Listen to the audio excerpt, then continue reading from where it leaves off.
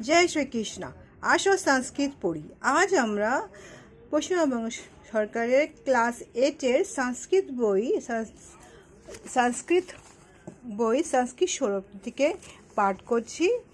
পাঠ হচ্ছে চতুর্থ আর এখানে আমরা অবয়ব প্রয়োগ পড়ছি। অবয়ব প্রয়োগ পড়ার আগে ফার্স্ট আমাদেরকে এটা ক্লারিফাই করতে হবে कि অবয়ব কাকে বলে। যেটা আমি গত ক্লাস 7 বলেছিলাম, এবার ক্লাস 8 বলছি অবয়ব পদ কাকে বলে। যে পদ কোনো বিভক্তি, কোনো বচন, কোনো লিঙ্গ পরিবর্তিত হয় না, অর্থাৎ কোনো অবস্থাতেই যে পদের কোনো রকমের কোনো চেঞ্জ হয় না, তাকেই বলা হয় অবয়ব পদ। মানে বিকৃতি হয় না, মানে কোনো রকমের চেঞ্জ হয় না, সেটাই হচ্ছে অবয়ব। অবয়ব পদকে মুখস্থ করার জন্য এই যে শ্লোকটা আছে সেটাকে আমাদেরকে সবসময় মুখস্থ রাখতে হবে।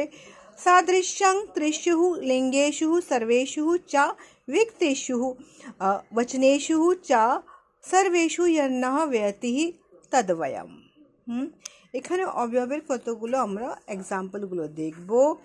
तदः कदः सदः सर्वदाः च वा न तु अद्यः प्रातः सायं दिव्यः अधुनाः